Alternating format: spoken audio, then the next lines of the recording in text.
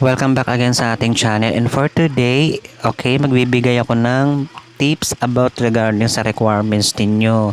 Yung mga birth certificate, yung mga marriage contract po. That is the important na may tatak po talaga ng bagong update ni NSO ang PSA. Ayan, nakabaligtad lang po kasi ang aking camera. Kaya ayan, yung seal na bilog, yan. Diyan nyo po palaging titignan kung ang tatak ng inyong marriage contract.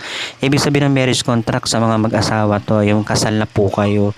Mapawis man yan o simbahan, kailangan. Titignan nyo po palagi ang marriage contract nyo kung meron siyang PSA. Importante po yan mga kaibigan ha. Lagi nyo po i-check yan. Pupunta po kayo sa mga malapit nating himpilan katulad po ng mga city hall. Ang ating city hall lagi pong bukas ang kanilang office para sa ganito. Ayan ang bagong labas ni PSA, back to back yan na pati yung likod ng marriage contract nyo, make sure na tignan nyo po. Okay?